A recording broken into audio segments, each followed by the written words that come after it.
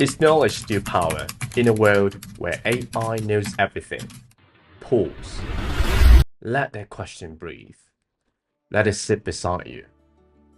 Because not long ago, to know things was to be respected, to study, memorize, speak facts with confidence. To be a walking library, that meant power. But today, the answers, all of them, are right here, one screen away, one prompt deep. So here we are. If knowing is no longer rare, what now becomes valuable? Let's rewind.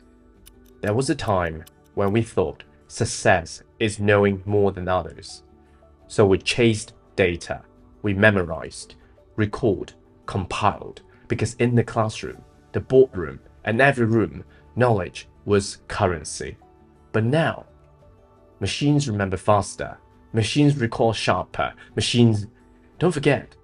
And I'll be honest with you, I felt it. A quiet panic. If AI can explain better than I can, then what am I here for? Have you ever asked yourself the same thing? If you have, don't run from it. That's not a weakness. That's awareness. Let me take you somewhere. It's a model I keep returning to. A map, really. Data, information, knowledge, wisdom. The DIKW pyramid. At the base, data, numbers, images, names, stats. AI? It swims in it, effortlessly. Then comes information. Data with context. A date becomes a birthday. A number becomes a pattern. Again, AI thrives here. Then comes knowledge, and things start to shift, because knowledge means connection, cause and effect, application, timing. AI is beginning to walk this level, but clumsily, not intuitively. And then, at the peak, wisdom, the right judgment, at the right time, with values, with empathy, with care. You can't download that. You can't auto-generate it. You live it. And that's the invitation. If AI handles lower levels, we find it free to rise. We don't need to hoard facts anymore. We need to ask better questions. We need to feel what the facts mean. This is not a loss. It's a shift. And in that shift, something becomes clear. It's not what you know, it's how you use it. It's not how much you remember, it's what you notice, what you question, what you dare to imagine. Let me share something I've noticed. People, especially those with expertise, they speak of AI with a quiet fear. Will I be replaced? Will my knowledge still matter?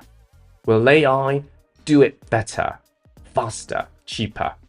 And I understand, but maybe the better frame is this. You are the CEO of your mind. AI is not your enemy. It's your most efficient hire. It can draft, summarize, sort, prove, but it cannot choose, it cannot feel, it cannot decide what matters. And that's still you. It's always been you. So the question isn't, will AI replace me? It's, will I evolve? And with that evolution comes another question. Should I go deep or broad?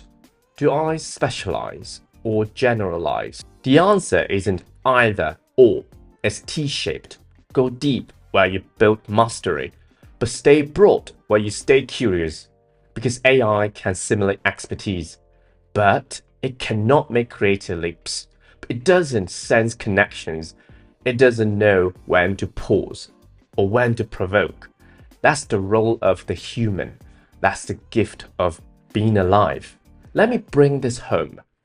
I made a choice not to teach inside the classroom, but to redefine what the classroom could be. A space where students build not just answers, but awareness. Not just confidence, but character. But you know what I found? When I asked students how they use AI, some said, oh, I just use it to get answers. Yes, and I get it, because that's what they have been told. But giving a student AI without guidance is like handling a child a map without a compass. You don't need access, you need orientation. That's where we, teachers, parents, mentors, must grow, not just in tools, but in mindsets. Here's a belief I hold close: lifelong learning is no longer a luxury, it's oxygen. Whether you're a coach, an analyst, a designer, or a teacher, you're no longer just an expert. You are a translator, a bridge between machine and meaning. So, what's the next step? Pick just one AI, ChatGPT, Claude, Gemini, doesn't matter. Study how it thinks. Notice what it misses. Ask what it teaches you about yourself. And from there, let your growth begin. So let's return to where we started. Is knowledge still power? Yes, but it's shifted form. Today, power is not in facts, but in frameworks, not in volume, but in vision.